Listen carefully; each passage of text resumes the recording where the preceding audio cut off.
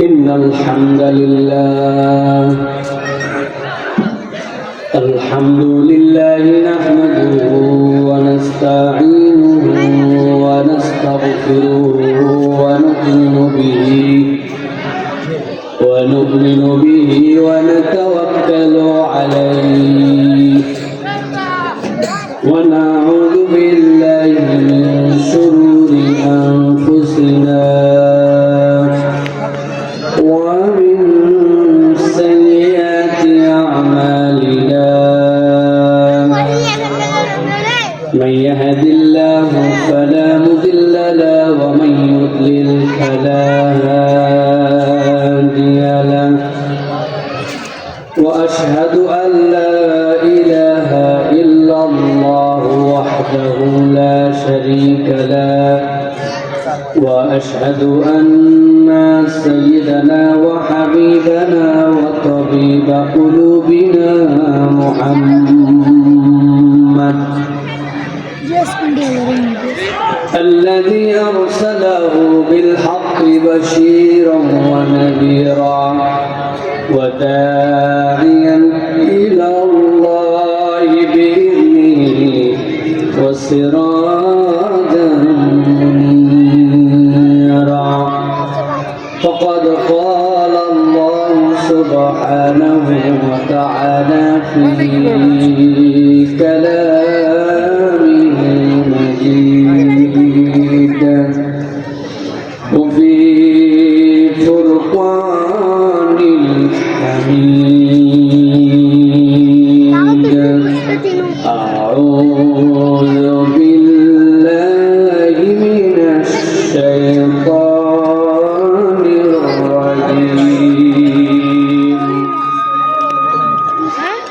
بسم الله الرحمن الرحيم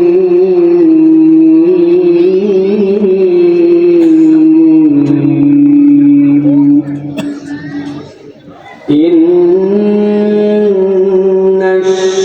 الشيطان لكم عدو فاتخذوه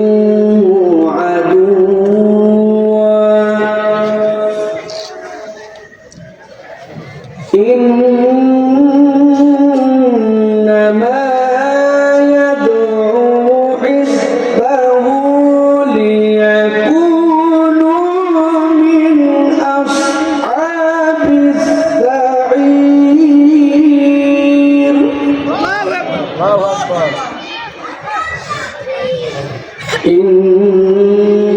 إنما يدعو حزبه أصحاب السعير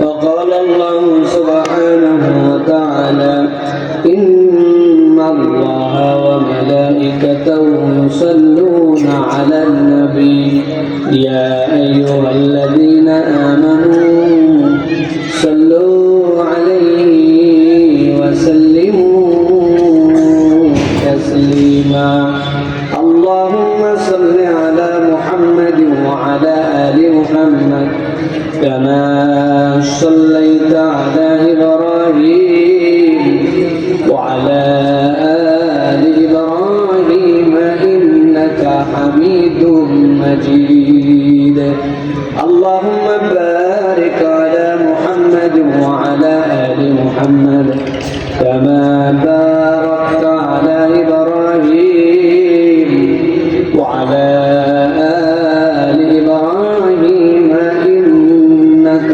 حميد مجيد الحمد لله আজকের এই অবিরাম মনোহর কাসিমিয়া মডেল হাফিজিয়া মাদ্রাসার প্রতিষ্ঠা বার্ষিকী উপলক্ষে 10তম তাফসীরুল কোরআন মাহফিল।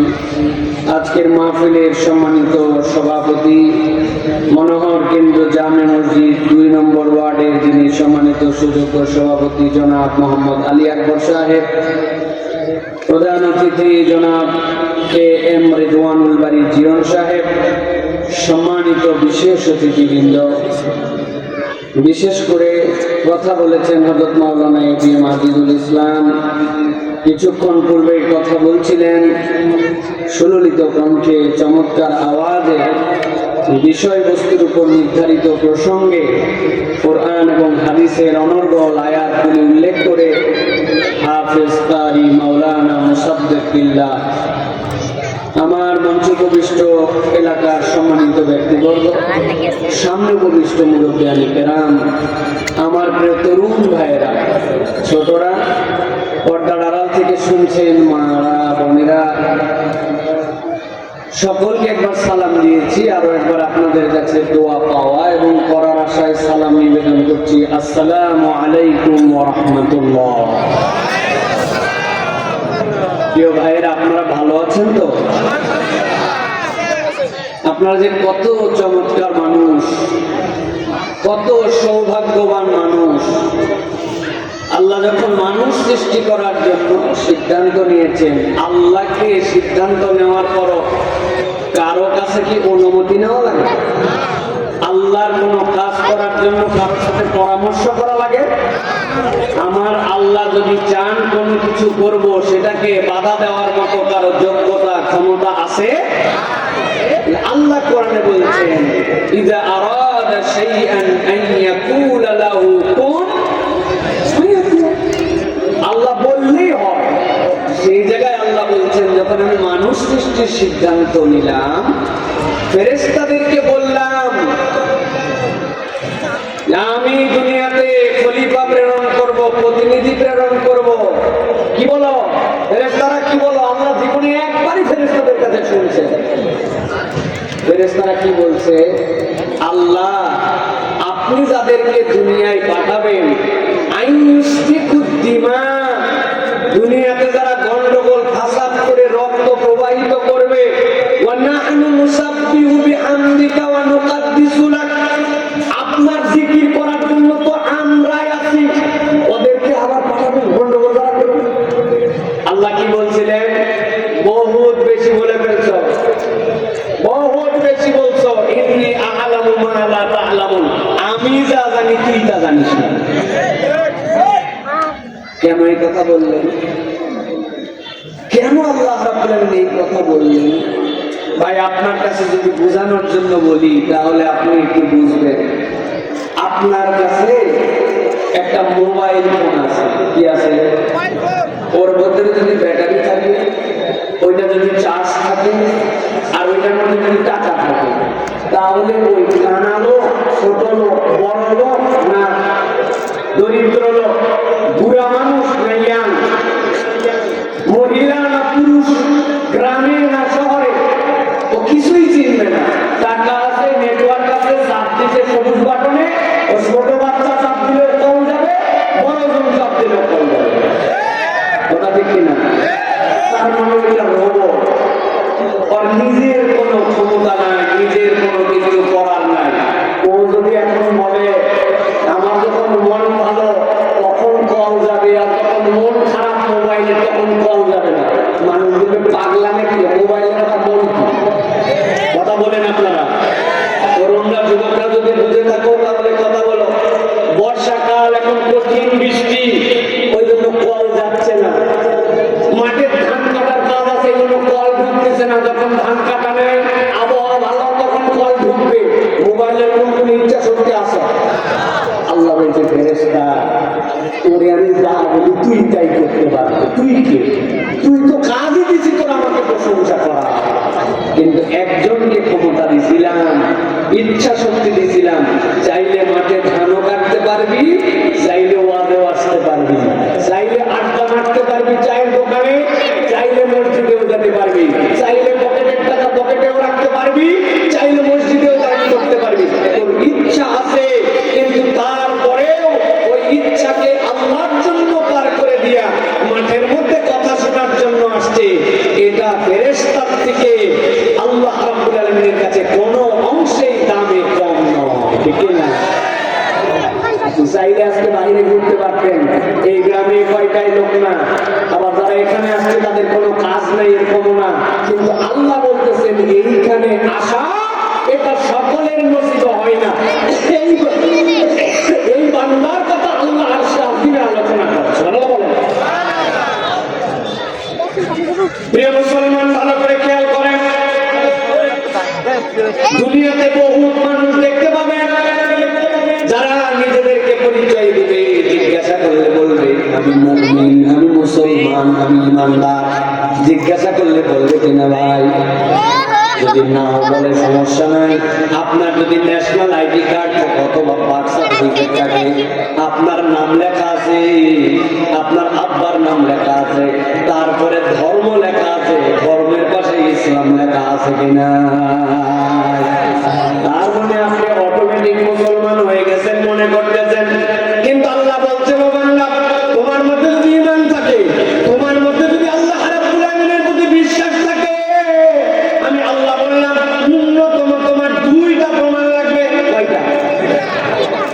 একজন ডাকে বলছে দিকার ভাই একটা জিনিস দেখাবো তোকে, দেখে যা। বড় আগ্রহ নিয়ে এসে আপনার কাছে আসছে, আসার পথে বলছি উপর দিকে তাকায় দেখ। উপরে তাকাইছে, কি দেখাচ্ছিস? বলছি গাছটা এরকম চিকন, ধরে দেখ। আর উপরে তাকায় দেখ ছোট ছোট, এক ঝোপার মধ্যে 30টা ডাব ধরছে, বেশিও হতে পারে, 50টা ডাব হতে পারে। এরকম চিকন গাছ, ছোট ছোট সবুজ। বলছে হ্যাঁ পাগলা, এটা কি জন্য ডাব গাছ হবে? এটা সুপারি গাছ। বলছে বললেই হবে নাকি? ছোটবেলায় ডাব এত ছোট ছোট থাকে, বড় হওয়ার পর বড় হয়ে যাবে। আপনি দেখে বুঝলেন গাছের পাতা, গাছের সাইজ আর ফল যে কয়টা ধরছে, এর মাথায় ডিস্টার্ব হয়েছে। আসলে দেখতে ছোটবেলায় ডাবের মতো হলেও এটা ডাব গাছ না, এরকম চিকন গাছে ডাব ধরে না। এটা কি গাছ? কথা বলতেছেন না? তার মানে আপনি ওইটার প্রমাণ আছে গাছটা কেমন, ওইটার ফল কেমন, একই রকম দেখতে হয় ছোটবেলায়। তারপরে আপনি বলতেছেন না না না এইটা ডাব গাছ হতে পারে না। আল্লাহ বলতেছেন ইমানদার অনেক আছে, কিন্তু তার দুইটা চিহ্ন থাকা লাগবে। আল্লাহ কোরআনে বলছেন ইন্নামাল মুমিনুনা আল্লাযীনা ইযা যুকিরাল্লাহ ওয়াজিলাত কুলুবুহুম ওয়া ইযা তুলিয়াত আলাইহিম আয়াতুহু যাদাতুহুম ঈমানান ওয়া আলা রাব্বিহিম ইয়াতাওয়াক্কালুন।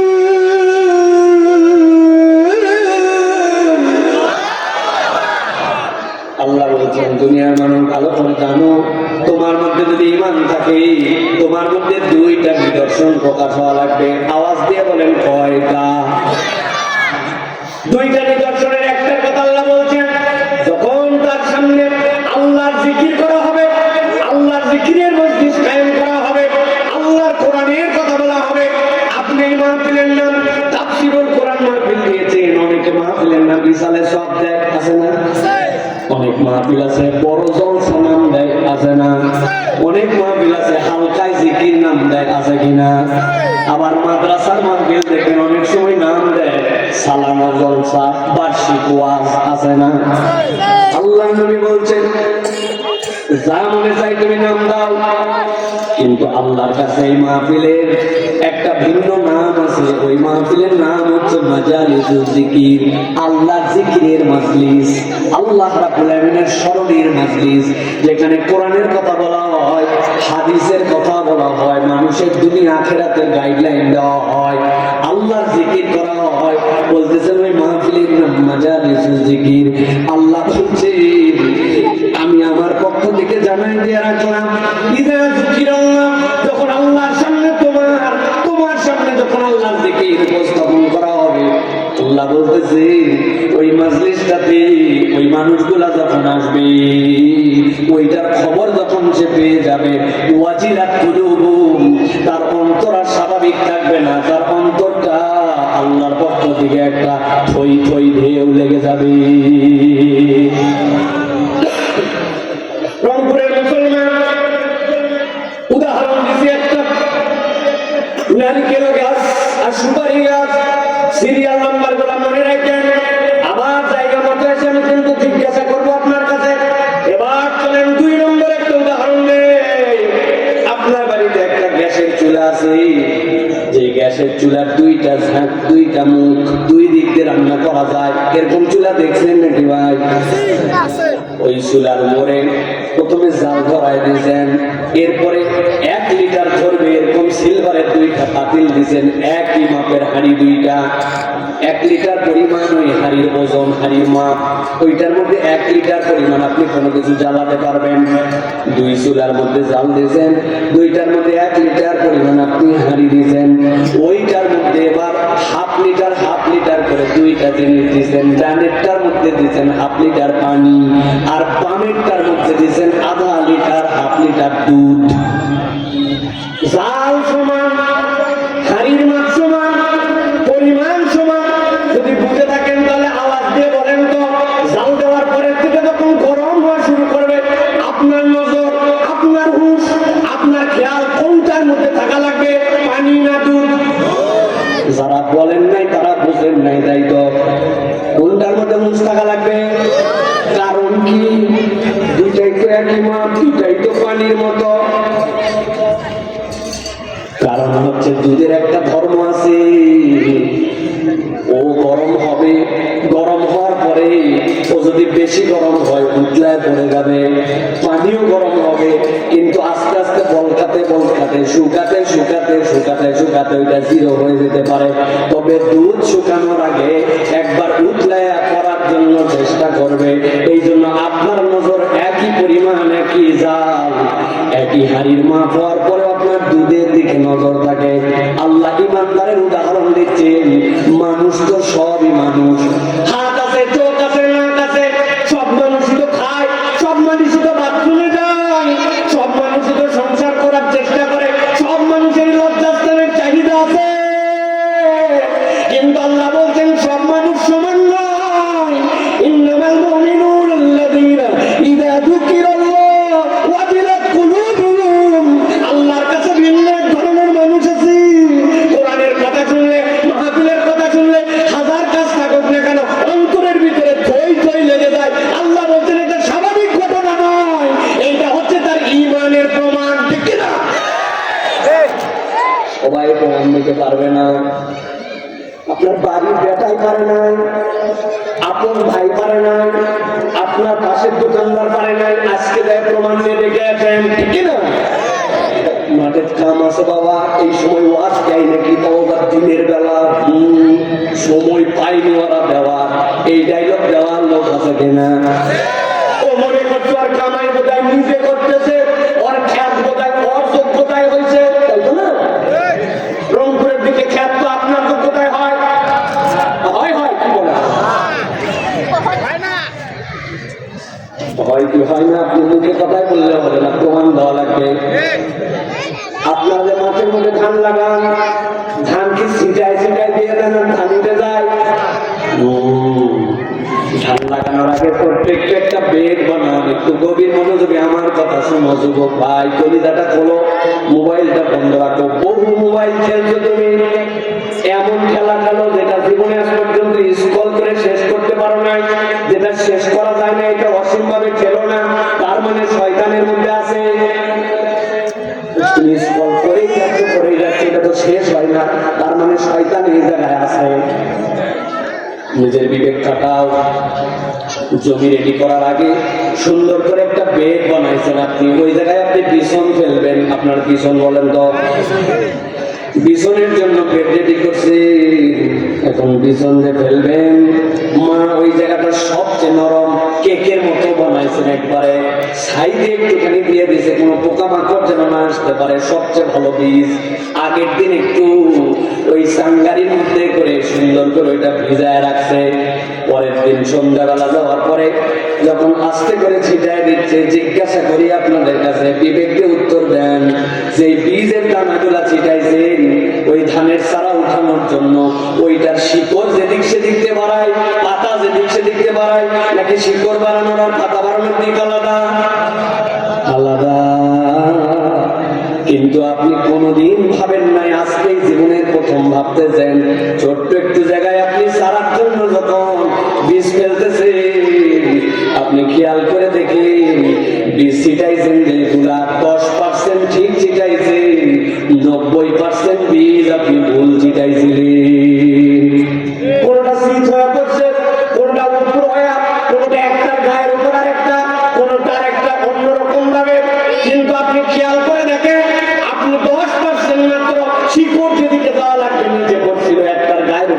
উপরে উঠে গেল, কাত হয়ে পড়লো, চিত হয়ে পড়লো, উপর হয়ে পড়লো। কিন্তু রাত যেতে দেরি না, সকালবেলা যায় দেখেন ছোট্ট ছোট্ট শিশির গুলা মাথার মধ্যে বসে আছে। কে জানি সব শিকড় গুলাকে নিজে নামায় দিল, গাছ গুলাকে লম্বা করে দিল, চিত গুলাকে নিচের দিকে করে দিল। শিকড় নিচে গেল আর পাতা উপরে বের হলো। জীবনে ভুল করেও দেখছেন নাকি একটা গাছ অনেক বড় হয়েছে, পাতা নিচের দিকে, শিকড় উপরের দিকে? কে করলো এটা? মনে করছে আমার আবার আমার খ্যাত 90% ভুল সেটাই আসছো। আর তুমি আল্লাহর সাথে সময় দেখা একটু বুঝে নেই জন্য আল্লাহ বলছেন 1 নম্বর নিদর্শন, তার অন্তরের ভিতরে কোরআন শুনলে ভালো লাগে। আর 2 নম্বরে ওয়াইদা তুলিয়াত আলাইহিম আয়াতুহু, যখন তার কাছে কোরআনের তেলাওয়াত করা হয় আল্লাহ বলছেন যাদাতহুম ঈমানা, তার ঈমান আর স্বাভাবিক থাকে না, ঈমানটা তার বেড়ে যায়। কতদূর পর্যন্ত পারে? ওয়া আলা রাব্বিহিম ইয়াতাওয়াক্কালুন, ওই বান্দা দুনিয়ায় যে হালতেই থাকুক না কেন আল্লাহ ছাড়া কারো উপরে সে পূর্ণ ভরসা করে না। আমার ভালো করতে পারে আল্লাহ, আমার মন্দ করতে পারে আল্লাহ, আমার জীবনে বরকত দিতে পারে আল্লাহ, আমার বাচ্চাকে ভালো জায়গায় ভর্তি করাতে পারে আল্লাহ, আমার ভবিষ্যৎ প্রজন্মকে সুন্দর করতে পারে আল্লাহ, আমার ভালো মন্দ একমাত্র আল্লাহ করতে পারে। আল্লাহ বলতেছেন ওই আয়াত শুনলে আর ওই কোরআন শুনলে ওই বান্দার ঈমান এই লেভেলে যায়। সুবহানাল্লাহ।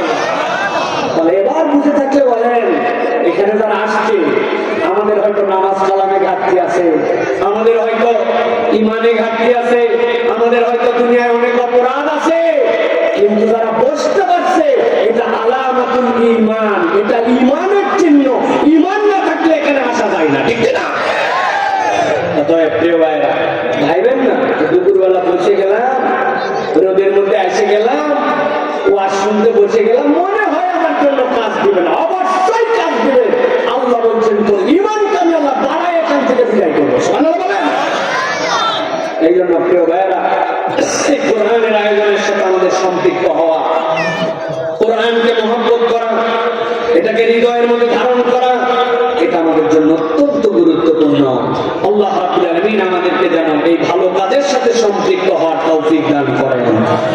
আমি সারা দেশ গল্প করি, রংপুর, দিনাজপুর, এদিককার মানুষের কথা, সারা দেশ। আল্লাহ যে এই মাহফিল আপনি যদি কুমিল্লায় করতে চান, নোয়াখালীতে করতে চান, আল্লাহর কসম প্রত্যেক মানুষকে 1000 টাকা করে দিলেও দুপুরবেলা আসবে না। আর এদিককার মানুষ কোরআন শোনার জন্য দুপুরে আসে, সকালে আসে, সন্ধ্যায় আসে।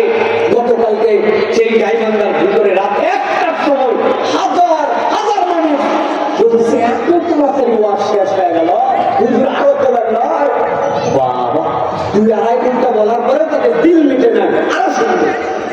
এটা কি জন্য? এই এলাকার মানুষের দিল সরল, ঠিক কিনা?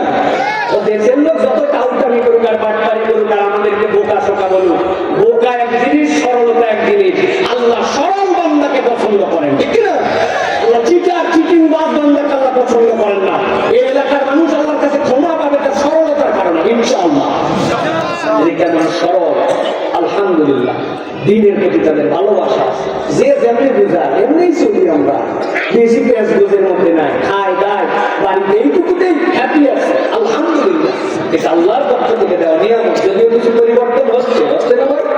আগের সেই সরলতা নাই, সিটার বাট করে ভরে যাচ্ছে, পরিবারের মধ্যে কেসাল কেওয়াজ, ভাই ভাই গন্ডগোল বেড়ে যাচ্ছে। এগুলা থেকে আমাদের উত্তর প্রজন্মকে যদি হেফাজত করতে চায়, কোরআন কারীমের শিক্ষা ছাড়া কোনো বিকল্প নাই, ঠিক কিনা? প্রিয় ভাইরা, এই যে মাদ্রাসা, এই যে প্রতিষ্ঠান, এগুলো আমাদের জন্য অত্যন্ত গুরুত্বপূর্ণ, অত্যন্ত গুরুত্বপূর্ণ। এগুলা দ্বীনের দুর্গ। এই জন্য দেখবেন যারা আমাদের এগুলো পছন্দ করে না, তারা সংসদে পর্যন্ত বলে পাড়ায়, মহল্লায়, এলাকায় ছাত্রী ঘরের মতো মাদ্রাসা হয়ে বলে গেছে, দেশটা শেষ করে বললো হুজুররা। যারা এই কথা বলে আমার শয়তানের চালা, ঠিক কিনা? আমাদেরকে এমন থাপ্পড় দেওয়া দিছে, ওদের কবর এই দেশে আর হয়তো হবে না। রাগ করলেন আপনারা? বললে করেন একটু, রাগ করলে কি হবে? বিগত 10-12 বছর কারো গুলি নেই, আর আপনি এই সময় এসে আমার গুলাবেন, এত সহজ না। রাগ করায় কিচ্ছু যায় আসে না, ইনশাআল্লাহ। কবুল করবেন, আল্লাহুম্মা আমিন। আমি আপনাদের কাছে আসর পর্যন্ত কিছু কথা বলতে চাই, আপনারা শুনবেন তো ইনশাআল্লাহ? আছেন তো ইনশাআল্লাহ? আপনারা দাঁড়ায় মারায় আছেন, ঠ্যাঙ্গের জোর এত না দিয়ে আপনারা বসেন, মাঠেই বসেন, বসে বললেন বাস, কত সুন্দর একটা পরিবেশ হয়ে যাবে। তাহলে ওই জায়গায় বসেন, আপনারা তো বলি নাই যে ভাই এই জায়গায় বসেন, সামনে আছে বসেন, অনেক বসেন, একটু বসেন, একটু বসে কথা শোনেন, জুতা খোলেন, জুতার উপরে বসেন, তাহলে পরিবেশটা সুন্দর হয়। আল্লাহ রাব্বুল আমিন আমাদেরকে তার দ্বীনের কথা শোনার মতো তৌফিক দান করেন। আপনারা কারা কারা আছেন ভাই দেখি, হ্যাঁ কিছু করেন, একটু আসর পর্যন্ত একসাথে নামাজ পড়ে যেতে চাই, আছেন ইনশাআল্লাহ? টান করে হাত দুটো তোলেন, শক্ত করে দেখেন। ডানে যারা আছে, কারা কারা হাত তুলতে পারে না হাতগুলো দেখেন তো, কারা কারা হাত তুলতে পারেন? আরেকবার হাত নামান, হাত নামাই একসাথে সব হাত তুলবেন, হাত সোজা করেন। ওই যে বাচ্চাটা হাত তুলতে পারে নাই কেন? আপনার ডাইনিংটা কি সমস্যা? হাত সোজা করেন। মুরব্বী, ওই যে চাচা, হাত সোজা করেন। বহুত দিন হাত সোজা করেন নাই আপনি, একটা এরকম স্কুলে যেরকম 1 নম্বর পিটি করতে হবে, হাত সোজা করেন। ওই যে পিছনে যারা বসে আছেন স্টেজের উপরে, মুরব্বী দুইজন পাশাপাশি, দুইটাই হাত তোলে নাই, দুই মুরব্বী, একজন গলায় মাথার, আরেকজন কানে টুপি, এত গরম, এর মধ্যে চাচা টুপি দিয়ে ঠান্ডা হাত সোজা করেন, শক্ত করেন, শক্ত সিধা। এবার গলাটা পরিষ্কার দেন, ভালো করে পরিষ্কার দেন। হাত শক্ত করছেন, সিধা করছেন। এবার বুক বরাবর নেন, দেখুন বাচ্চা কাচ্চা দাঁড়ায় গেছে উত্তেজনা। এবার বুক বরাবর নেন। এবার আমরা একটা আকাশ বাতাস মুখরিত করে একটা তাকবীর দিতে চাই, পারবেন ইনশাআল্লাহ? এই হিম্মতের তাকবীর জিন্দেগিতে জানেন না, এরকম একটা তাকবীর দিতে পারবেন ইনশাআল্লাহ? ওই প্রাইমারি স্কুলে যারা বসে আছেন দিতে পারবেন আপনারা ভাই, না ফাঁকি মারবেন আপনারা? আপনারা আমাদের সাথে না, সাথে সাথে, হ্যাঁ, তাহলে রেডি হন সবাই। রেডি আছেন সবাই? আমি যখন বলবো লিল্লাহে তাকবীর, হাত আসমানের দিকে ছুড়ে দিয়ে বলতে হবে আল্লাহু আকবার, পারবেন ইনশাআল্লাহ? জীবন থাকলেই কি গেলে কি আছে? রেডি সবাই? দেখেন তাকবীর দেন, লিল্লাহে তাকবীর, লিল্লাহে তাকবীর। আল কোরআনের আলো, আল হাদিসের আলো, তোমার নেতা আমার নেতা, তোমার নেতা আমার নেতা, আলেম ওলামা যেখানে, আল্লাহর আইন যেখানে, গান বাজনা যেখানে, মদ গাঁজা যেখানে, বিড়ি সিগারেট যেখানে,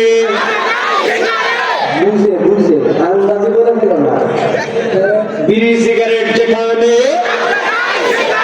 হারাম অন্যায় যেখানে,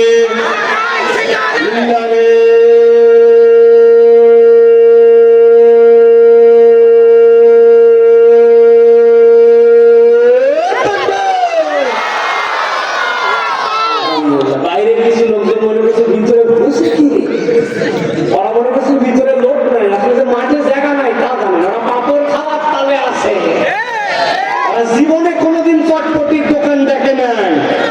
খাও হুরুম খাও, জন্মের হুরুম খাও, তোমাদের নামে আজকে দোয়া করা হবে ইনশাআল্লাহ।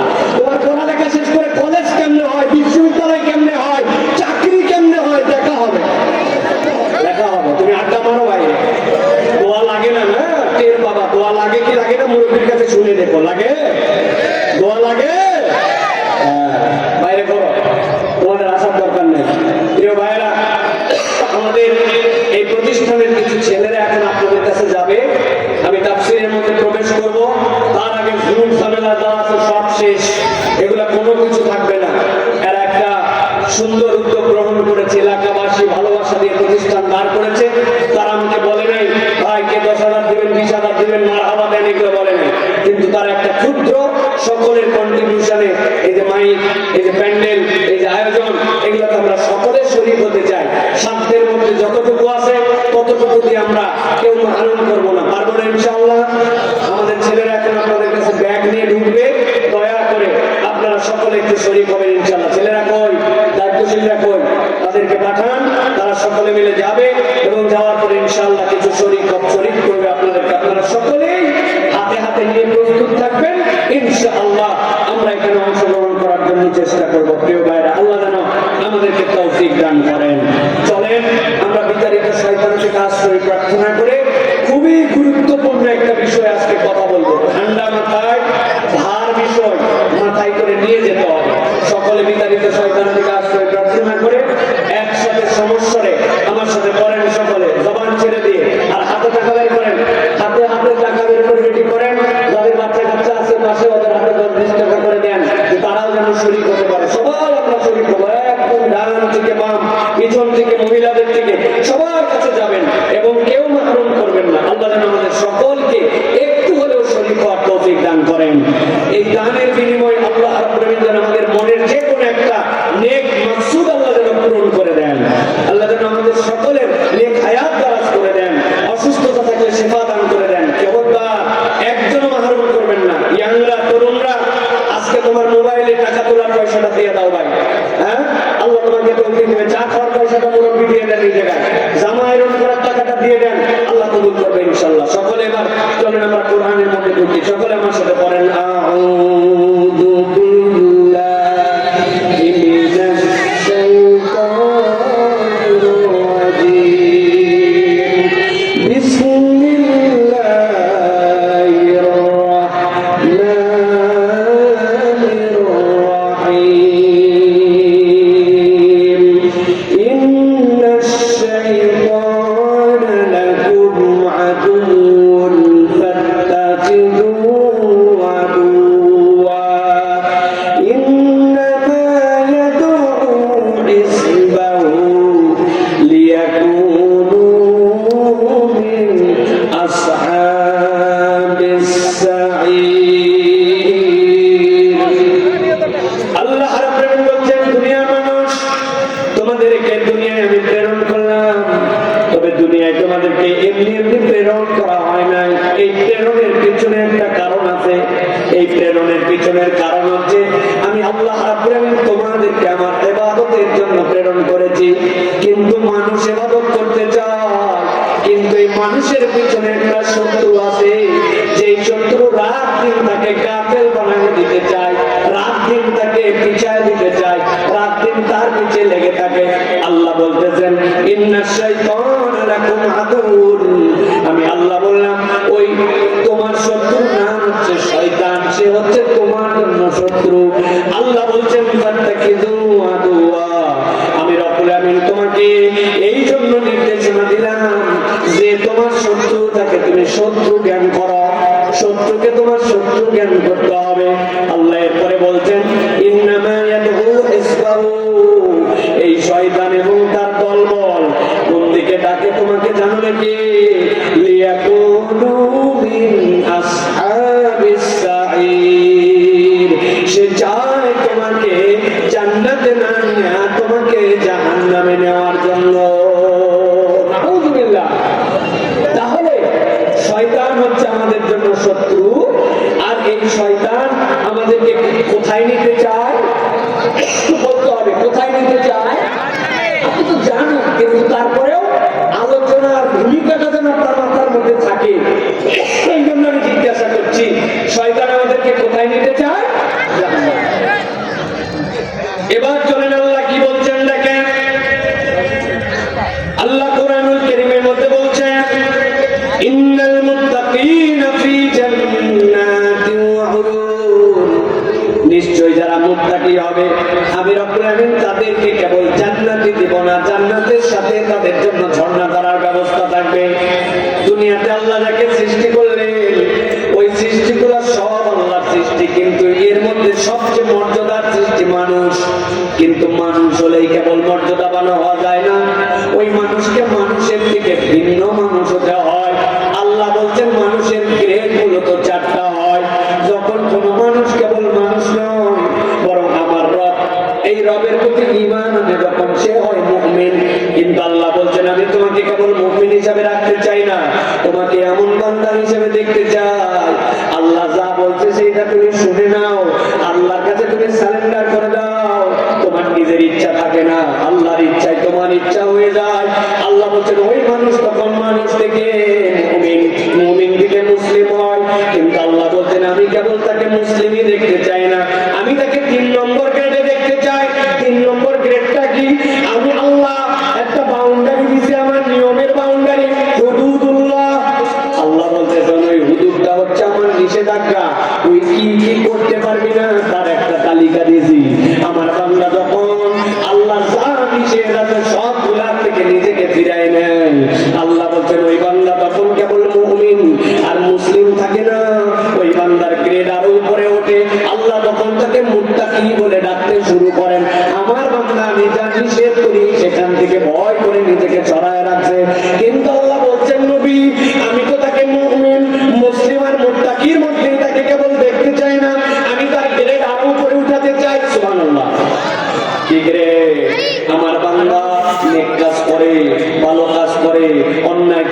থেকে সরায় নেয়। কেবল এতটুকুই নয়, যেই কাজ আল্লাহ করতে বলছে ওইটা তো করেই, কিন্তু যেইটা না করলে আল্লাহ রাগ করবে না, অসন্তুষ্ট হবে না। কিন্তু আমার বান্দা এত ভালো বান্দা, আমার বান্দা আল্লাহকে খুশি করার জন্য যেই কাজ আল্লাহ না করলে গুনাহ দেয় না, কিন্তু ওই কাজ করার জন্য বান্দা প্রচেষ্টা করতে শুরু করে। সুবহানাল্লাহ।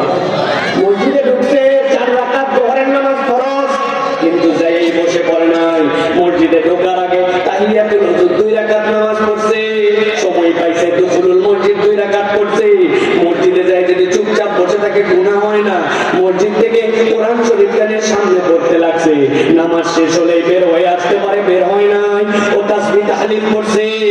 দুনিয়ার বুকে যখন সে মাঠে কাজ করে, তার হাত ব্যস্ত, তার পা ব্যস্ত, তার ব্রেন ব্যস্ত, তার চোখ ব্যস্ত, কাদা দিয়ে দিয়ে সে ধান কাটতেছে, কিন্তু তার মুখ তো ব্যস্ত না। ওই সময় সে আল্লাহকে বলে না 1000 বার সুবহানাল্লাহ পড়ছে, 1000 বার আল্লাহু আকবার পড়ছে, কদমে কদমে নবীর প্রতি দরুদ পড়ছে। আল্লাহ বলছেন এইগুলা না করলে গুনাহ হয় না। কিন্তু আমার বান্দা যখন ভালো কাজের জন্য প্রতিযোগিতায় লাগে, ওই বান্দা মুমিন থেকে মুসলিম, মুসলিম থেকে মুত্তাকি, আল্লাহ বলছেন এই বান্দাকে আমি আরো গ্রেড উপরে উঠাই দেই। ওই বান্দা তখন মুহসিন হয়ে যায়, আল্লাহর কাছে মুহসিনের দপ্তরে নাম লেখায় ফেলে। সুবহানাল্লাহ। নবী জানান ইন্নাল মুত্তাকিনা ফি জান্নাতিন ওয়া উয়ুন, ওই বান্দাকে আমি জান্নাতে দেব না, তার জন্য ঝর্ণা দ্বারা থাকবে। উদখুলুহা বিসালামিন আমিনিন, ডাক দিয়ে বলা হবে নিরাপত্তার সাথে জান্নাতে ঢুকে যাও। আল্লাহ বলছেন যেই না আমার বান্দা জান্নাতে ঢুকবে, দুনিয়ায় তার 3টা কমন ব্যারাম ছিল, 1000 চেষ্টার পরেও 3টা কমন জায়গা থেকে সে বের হতে পারে না। 1 নম্বরটা কি? আল্লাহ বলছেন ওয়ানাযানা মা ফি সুদুরিহিম মিন গিল্লিন ইখওয়ানা, তার অন্তরের মধ্যে একটা ঈর্ষা ছিল, হিংসা নাই, কিন্তু ঈর্ষা অটোমেটিক চলে আসে। একসাথে 2টাই ছেলে কোচিং করলো, তোরটাও আমারটাও, তোর ছেলেটা ডাক্তারি চান্স পেয়ে গেল, আমারটা পায় নাই, হয়তো যোগ্যতাই নাই, কিন্তু মনের মধ্যে কষ্ট লাগে, লাগে কিনা?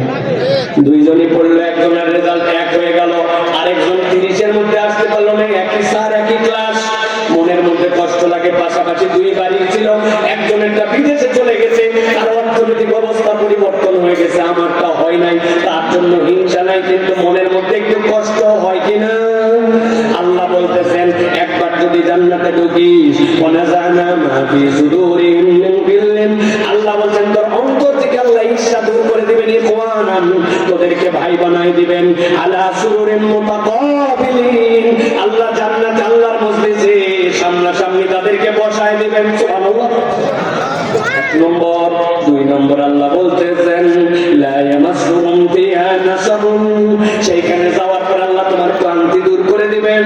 যত ভালো বক্তাই হোক, যত ওয়াজি করুক, যত আকর্ষণীয় কথাই বলুক, এটা শুনতে শুনতে আপনার একসময় ক্লান্তি আসবে, ঠিক কিনা? যত আবেগ নিয়ে নামাজে দাঁড়ান, কিন্তু ওই নামাজ পড়তে পড়তে একসময় নিজের ক্লান্তি লাগবে। যতই হিম্মতওয়ালা শরীর হোক, একসময় ক্লান্তি চলে আসবে।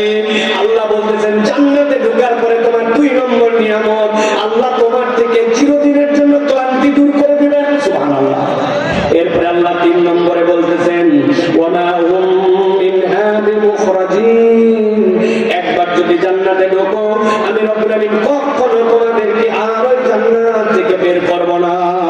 আল্লাহ বলছেন ও আমার হাবিব, আপনার উম্মত যখন এই কথা শুনবে, তার তো জান্নাতে যেতে মন চাবে, কিন্তু তালিকার দিকে তাকায় দেখবে পাক্কা ইমানদারি হতে পারি নাই, পাক্কা মুসলমানি হতে পারি নাই, মুত্তাকির রাস্তা তো অনেক দূর, মুহসিনের তালিকায় হয়তো আমার নামই নাই, কথা ঠিক কিনা? আল্লাহ বলতেছেন টেনশন করতে মানা করেন রংপুরের মুসলমান, আমি আল্লাহ তাদের জন্য একটা বার্তা দেই, নাব্বি ইবাদি আন্নী আনাল গফুরুর রহিম, আমার বান্দাকে আপনি জানাই দিয়ে রাখেন, বান্দা ভয় পাস না, ভয় পাস না, আমি আল্লাহ তোর জন্য বললাম আন্নী আনাল গফুরুর রহিম, আমি তোর জন্য এমন রব যে বান্দাকে ক্ষমা করে দেয়, বান্দার প্রতি দয়া করে, বান্দাকে ক্ষমা করে জান্নাতে নেওয়ার জন্য যেই রব, সেই রবই হচ্ছে তোর রব, তিনি হচ্ছেন আল্লাহ।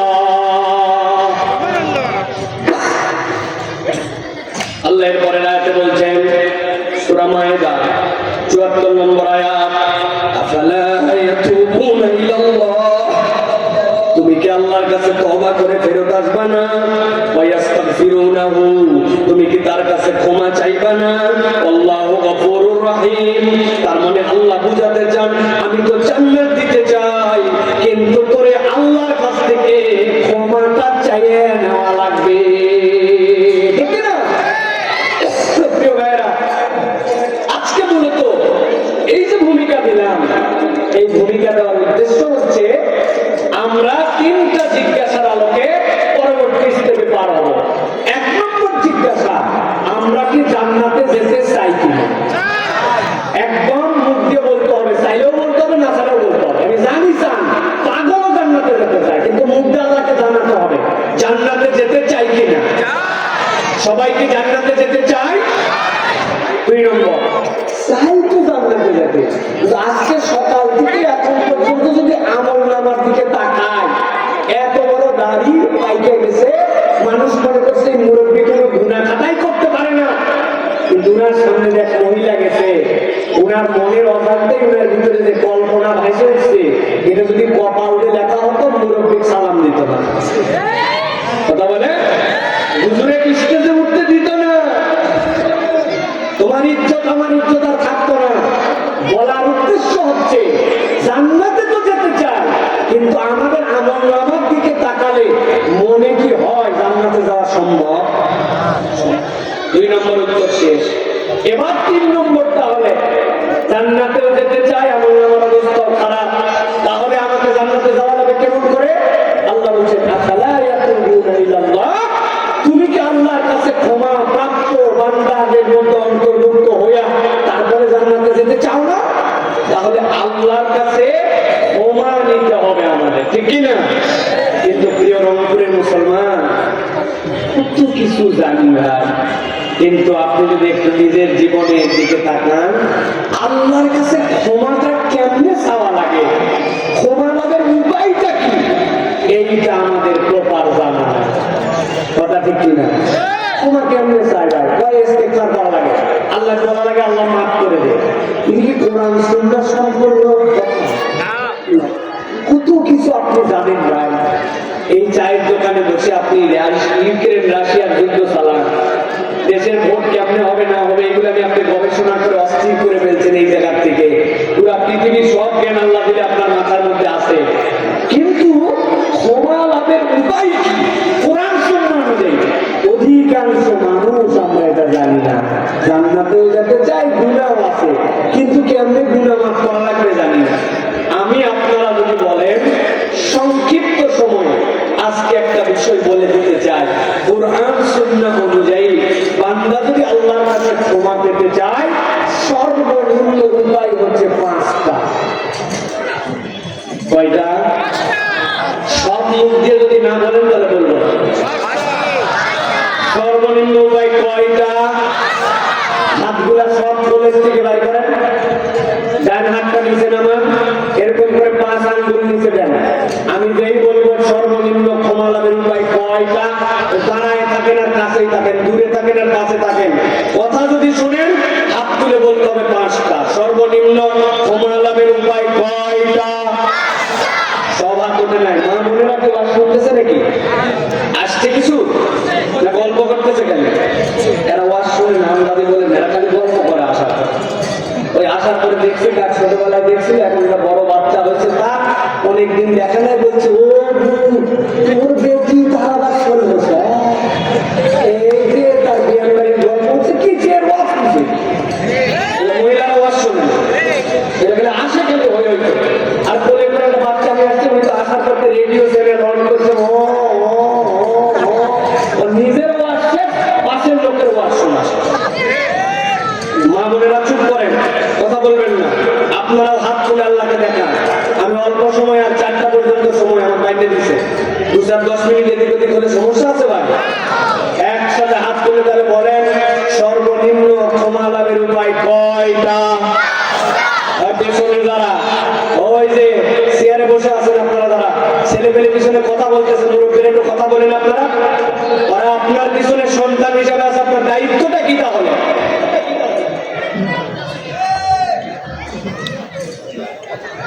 সর্বনিম্ন ক্ষমা লাভের উপায় কয়টা? এক কথা এতবার বললেন ভাই, এই রংপুরের দিকে যে আমি আজকে কালকে তো ওয়াজ করি না, এখানকার লোকের একটা ব্যারাম আছে। কালকে যায় ওয়াজ এই মাগরিবের পরের দিকে বলতেছেন তবে একটা বক্তা আসছিল ফাটা ফাটি। আমি তো ওয়াজে আসতে পারিনি, কি ফাটালো বলছে তা বলতে পারবো না, কিন্তু ফাটাছে ফাটাছে ফাটাছে বলে লাভ কি? গত বছর বক্তা কি ওয়াজ করে গেছে বলেন? একজনও বলতে পারবো না। আমি আপনাকে মুখস্থ করাই দিতে চাই, এটা বাড়িতে নিয়ে যেতে হবে, আপনাকে ওয়াজ করা লাগবে সামনে, পারবেন ইনশাআল্লাহ? এক নম্বরে আপনি যদি আল্লাহর কাছে ক্ষমা পেতে চান, আল্লাহ বলছেন নবী আপনি জানাই দেন তার ক্ষমা পাওয়ার প্রথম শব্দ হচ্ছে ঈমান এবং নেক কাজের সাথে তাকে থাকা লাগবে। ঈমানদার নাই, তার কিচ্ছু নাই, ঝুড়ির নিচে ফুটা হয়ে গেছে, আপনার ওর মধ্যে কিচ্ছু বাঁধবে না। আপনি যে পলয়ের মধ্যে ফলয়ের মধ্যে করে মাছ ধরার জন্য যান, কেউ যদি আপনাকে বলে পলয় দিলাম, একটা ফলয় দিলাম, 2 লিটার পানি ডাই করে তুলে নিয়ে ফলের মধ্যে করে পানি আনা যাবে তো ভাই? আপনার যদি ঈমান না থাকে আর ঈমান যদি না বোঝে, আপনার আল্লাহর কাছে ক্ষমা প্রাপ্তি নাই। আমাদের দেশের অনেক মানুষ ঈমান যে হারায় যাবে এই জ্ঞানটুকু তার মধ্যে নাই। ধান মেরে দিছে, ওই দিন সরিষা শুকাতে দিছে, বাড়ির লেপগুলো সব ছাদের উপরে তুলছে, টিনের উপরে। আল্লাহর কি কাম? ওই দিনে আকাশ ভার করছে, বৃষ্টি আসছে, মহিলা রাগ করে বলতেছে আল্লাহ তো আর দিন খুঁজে পায় না, আমি যে দিন নেই ওই দিনে আল্লাহর বৃষ্টি দেওয়া লাগে। আছে না? এই কথা বললে যে আপনার ঈমান জায়গায় চলে যায়, এই ঈমানের বার্তাই শিখে না। ওই অসুখ আর কারো বাচ্চার হয় না, যত অসুখ আল্লাহ খালি আমার ঘরে দিছে। ঈমান থাকে না বাংলা, এই জন্য ঈমান আগে বুঝতে হবে। দ্বিতীয়, ঈমান নষ্ট হয় আপনাকে এমন কাজের মধ্যে ঢুকায় দেয়, আপনি যে বেঈমানি কাজ করতেছেন জানে না। ওই তোর বাচ্চা বিদেশে যাওয়ার চেষ্টা করে করে ব্যর্থ গাধা, রংপুরে যা, কেরামতি আর মাজারে যে একটা মান্যত দিয়া এটাকে কেমনে কাজ হয়? কিরে মাজারে মান্যত কেন দিবি? বলে উনি বড় আল্লাহর ওলি, আমিও তো স্বীকার করি আল্লাহর ওলি, কিন্তু এখানে মাজারে তোর মান্যত দিলে কি লাভ? বলে মান্যত দিলে উনি খুশি হয়, উনি খুশি হলে আল্লাহ খুশি হয়, আল্লাহ দেয় কিন্তু একটু মাজারের মাধ্যম দিয়ে দেয়। এই ঈমান যদি আপনার থাকে, এই ঈমান হচ্ছে আবু জেহেলের ঈমান। এই ঈমান থাকলে আপনি আসলে নামে মুসলমান, কামে মুসলমান নয়। গাছের কমছি কম, উপরে অনেক ফল, ওইটার নাম নারকেল গাছ। গাছ ভালো করে মাথার মধ্যে ঢুকায় রাখেন। আল্লাহ রাব্বুল আলামিন বলছেন ওয়া'দাল্লাহু আল্লাযীনা আমানু ওয়া আমিলুস সালিহাতি মিনহুম মাগফিরাতান ওয়া আজরান আযীমা।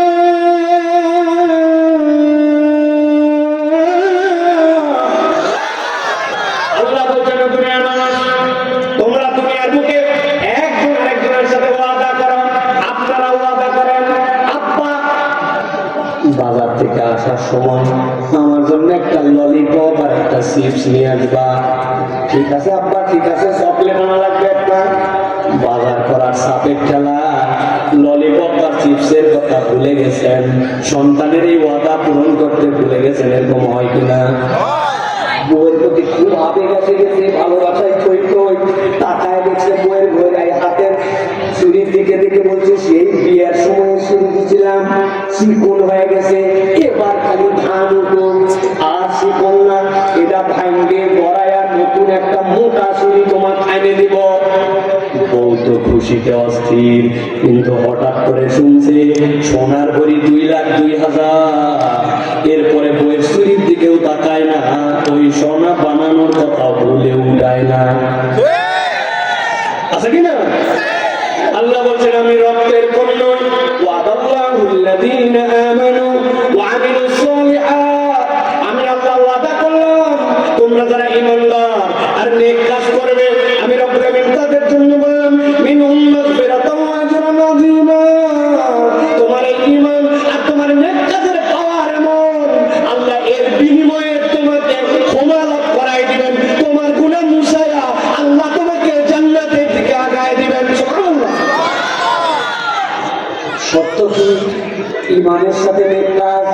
ইমানের সাথে কাজ কি করি? নামাজ রোজা হজ যাকাত নেক কাজ করি।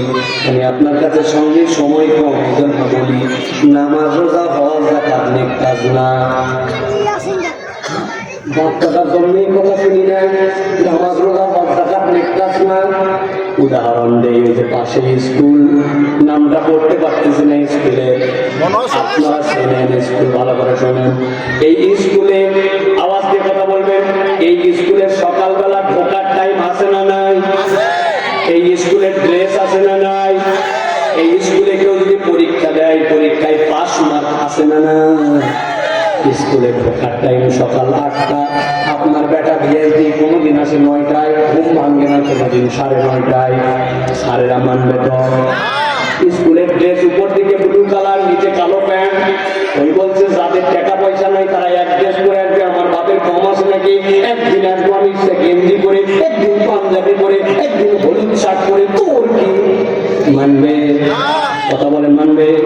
পরীক্ষা দিছে, ও পরীক্ষায় 33 পাস মার্ক, কিন্তু পাইছে 20। ওকে পাস করে দেওয়া লাগবে তো? ভালো করে বোঝেন, ভালো করে বোঝেন, ব্রেন পরিষ্কার করে নেন। ইন্নাল্লাযীনা আমানু ওয়া আমিলুস সালিহাত। আপনার নামাজ রোজা হজ যাকাত তো ভালো কাজ, কিন্তু নবী বলছেন বুনিয়াল ইসলামু আলা খামসিন। ইসলামের একটা বেদ আছে, একটা বুনিয়াদ আছে। এই স্টেজটা একটা খুঁটির উপরে দাঁড়ায় আছে। এই যে খুঁটি, ওই যে খুঁটি, ওই যে খুঁটি, এই যে খুঁটি। ইসলামের বেদ হচ্ছে আপনার জন্য সালাত, আপনার জন্য সিয়াম, আপনার জন্য হজ, আপনার জন্য যাকাত। যেই কাজ না করলে ইসলামের মধ্যেই থাকা যায় না, ওই কাজ খালি ভালো কাজ নাকি? না না, ওইটা আপনার বাধ্যতামূলক কাজ। নামাজ রোজা তো ভালো কাজই, কিন্তু এইটা আপনার ফরজ কাজ, নাম টিকায় রাখার কাজ। যেটা না হলে আপনার স্কুলে ঢুকতে দিবে না, আপনার স্কুলের নামই থাকবে না। ওইটা আপনার ড্রেস, ওইটা আপনার টাইম, ওইটা আপনার পাস মার্ক। আল্লাহ বলছেন এইটুকু দিয়ে কেবল তোমার গুনাহ মাফ হবে না, আমি আল্লাহ দায়িত্ব দিলাম ওই ইমানের সাথে এমন কতগুলা নেক কাজ করো, ওইটা করলে রব্বুল আলামিন তোমাকে মাফ করে দিবে। ওই যে দান করলেন পকেটের থেকে, না দিলে গুনাহ হবে না, আল্লাহর জন্য দিবেন। আপনার কেউ একটা বিপদে পড়ছে, তার পিছনে গেছেন। কেউ একজন মারা গেছে, জানাজায় চলে গেছেন। কেউ একজন অসুস্থ হয়েছে, দেখতে চলে গেছেন। কেউ একজন হাঁচি দিয়ে আলহামদুলিল্লাহ বলছে, তার জন্য ইয়ারহামুকাল্লাহ বলছেন। এলাকায় ভালো কাজের সাথে সম্পৃক্ত হয়েছেন। মসজিদের ওযুখানা একদিন সাফ করে দিয়েছেন, মসজিদের ফ্যানগুলো মুছে দিয়েছেন, রাস্তার পাশের পোস্টারগুলো তুলে রাস্তার পাশটা সাফ করে দিয়েছেন। মানুষের জন্য চলাচলের জন্য একটা গর্ত হয়েছে রাস্তায়, 2 কোদাল মাটি দিয়ে দিয়েছেন। আপনি নেক কাজ খুঁজে খুঁজে করছেন। আল্লাহ বলেন আমিও সহ্য দিলাম ইমানের সাথে। নামাজ রোজা হজ যাকাতের বাইরে তুই যদি ভালো কাজ করিস, তোর যত গুনাহ থাক, এটা তোর ক্ষমা লাভের উপায়। বান্দা, এই কারণে আমি তোকে ক্ষমা করে দিয়ে জান্নাতের রাস্তায় তুলে দেব। কথা শুনকে 1 নম্বর বিষয় তাহলে ইমানের সাথে নেক আমল। মনে থাকবে ভাই, কত ভণ্ডামি করো, কত কিছু করো, তোমার দিলে কোনোদিন টানবো না। 10 বন্ধু মিলে বাড়ির থেকে ঝাঁটা নিয়ে আসবো, হারপিক নিয়ে আসবো, ব্রাশ নিয়ে আসবো, মসজিদের কচুখানাটা ডলে ডলে পরিষ্কার করে দেই, চকচকা বানাই দেই। মসজিদের কার্পেট গুলা বন্ধ হয়ে গেছে, বছরকে বছর শীতের আগে তুলে আবার শীতের সময় বিছাই। একবার শীতের আগে বিছানোর আগে আমরা বন্ধুরা মিলে ওইটা ধুয়ে দিয়া মসজিদের জিনিসগুলা পরিষ্কার করে তুলে দেই। রাস্তার পাশটা সাফ করি, সেখানে সেখানে পোস্টার লাগাই, এলাকা অন্ধকার বানায় ফেলছে। পোস্টার স্ট্যান্ড বানাই দিয়ে ঘোষণা দিয়েছি যে কোনো জায়গায় এলাকায় পোস্টার লাগানো যাবে না, রাস্তায় ময়লা ফেলা যাবে না। আপনি এরকম পজিটিভ মানসিকতায় বর্ষাকালে যদি 100টা গাছ লাগানোর চিন্তা করেন, যে আমরা 10 তোরা মিলে 100টা গাছ রাস্তার পাশে লাগাবো, আরে সরকারি জায়গা হোক যাই হোক, ওইটার ফল যদি একটা পাখিও খায়, কোনো চোরও যদি চুরি করে নিয়ে যায়, আল্লাহর সওয়াব আমাকে দিবেন। আমার টার্গেট আমার গুনাহে ভরপুর জীবন, ইমানের সাথে ভালো কাজ করে আমাকে জান্নাতে যেতে হবে। ঠিক না? এটা হলো 1 নম্বর।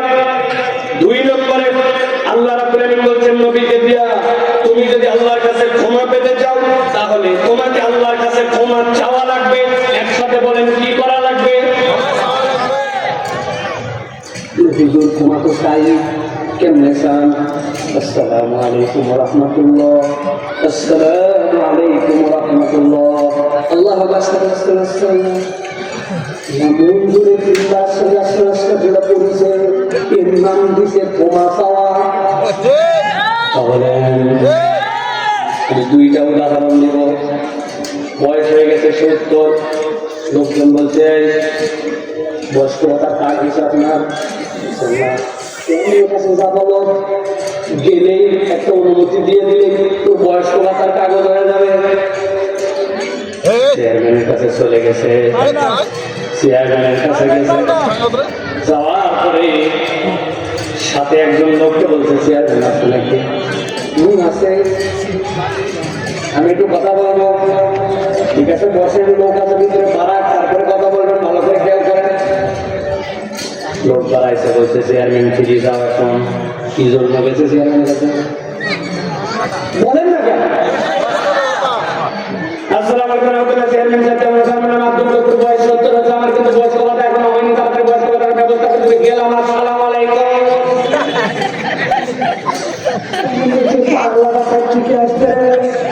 কি বলে গেল? যা বলার তো সবই বলছে, এমন ভর ভরায় বলছে। চেয়ারম্যান করতে বলছে মানুষ এত বলে এত ব্যর্থ হয় নাকি? চেয়ারম্যানের হাতে 5 পয়সার পাওয়ার নাই, ওর হাতে কোনো পাওয়ারই নাই। ওইটা অটোমেটিক সরকারের তরিকার মধ্যে আছে, কিন্তু তার একটা সুপারিশ লাগে। ওই কথা বলার জন্য যদি ভর ভরায় বলে, পরে বেয়াদব বলে, ঠিক না? আপনারা বাচ্চা ধরে নিয়ে চলে গেছে অন্যায় ভাবে থানায়, সেকেন্ড অফিসার বসে আছে, নাম ভিন্ন কিন্তু একই নাম মিলে যাওয়ার কারণে আপনার বেটা হয়তো ধরে নিয়ে গেছে। সেকেন্ড অফিসারের কি পাওয়ার কেউ বলে না এখন, কিন্তু আপনি গেছেন ওই হাজত থেকে, ওই থানার থেকে আপনার বেটাকে মুক্ত করার জন্য। ওর সামনে যাওয়ার পরে সেকেন্ড অফিসার আসসালামু আলাইকুম, আমার বেটা কিন্তু ধরে গেছেন, তাড়াতাড়ি ছাড়া করে আমি গেলাম। কিন্তু বেটা পুলিশ কেন বাপের সহ ঘর আজকে আতঙ্ক থাক, বেয়াদব কেমনে কথা বলা লাগে তাই জানে না। এটা দেখবি না নাই আমল নামা ভরপুর, চোখ বন্ধ করে। জীবনটাই এমন গুণা, ছোট গুণা, বড় গুণা, জানা গুণা, অজানা গুণা, নামাজ তরক করার গুণা, মাল কাচ্চা মারার গুণা, মুখে দিয়ে মিথ্যা কথা বলার গুণা, চায়ের দোকানে বসে আড্ডায় আড্ডায় শত শত গীবতের গুণা, স্ত্রীর সাথে খারাপ ব্যবহারের গুণা, স্বামীর প্রতি অকৃতজ্ঞতার গুণা, গুণা আর গুণা। আল্লাহ বলছেন আমার কাছে তুই তওবা কর, ইস্তেগফার কর, কিন্তু বান্দা আল্লাহর কাছে এমন বেয়াদবি করে ইস্তেগফার করে, ওই চাওয়াটাই হয় না। এই জন্য আল্লাহ বলছেন ক্ষমা লাভ করতে হলে নবী জানায় দেন আল্লাহর কাছে ক্ষমাটা চাওয়া লাগবে। এই চাওয়া মানে চাওয়ার মতো চাওয়া লাগবে। আমার কথা না, আপনার ঠিক ব্যাঠিক বলাতে কি যায় আসে? আল্লাহ কোরআনে বলতেছেন ওয়ামান ইয়ামাল সুআন আও ইয়াযলিম নাফসাহু সুম্মা ইয়াস্তাগফিরুল্লাহ ইয়াজিদিল্লাহ গফুরার রহিমা।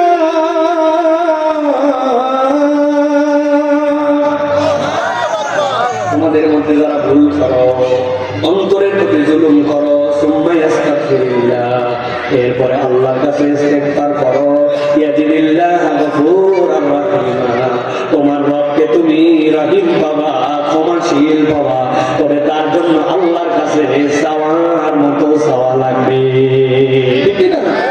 হাত তোলেন, একজন হাত তোলেন, হুজুর আমি সিজদার মধ্যে যাই আধা ঘন্টা ধরে এমন ভাবে আল্লাহর কাছে কাঁদছিলাম, একদিন জীবনে আমার চোখ মনে হচ্ছিল খুলে পড়ে যাবে। আল্লাহ মাফ করে দেওয়াই লাগবে, জাহান্নামে আমি থাকতে পারবো না, আমার ভুল হয়ে গেছে, ছোটবেলার ভুল এটা। এক সিজদা আধা ঘন্টা তো গুনাই নেই জীবনে, গুনা বেশি আধা ঘন্টা কি দুঃখে থাকবো।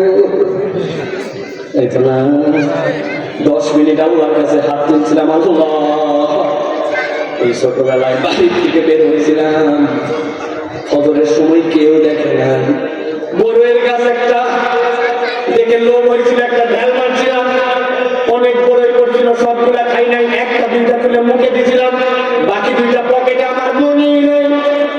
কথা বলে গরু নিয়ে আমাকে যাচ্ছিলাম, চালাক ছিলাম আমি, ঘুমাই লাগানো ছিল না, আলের বাড়তে যাওয়ার সময় ইচ্ছা করে দড়ি ঢিল দিয়েছিলাম, এই খেতে মুখ দিছে, ওই খেতে মুখ দিছে, অর্ধেক পেট ভরায় পার করে নিয়ে গেলাম। ধরলে বলবে কি করবো,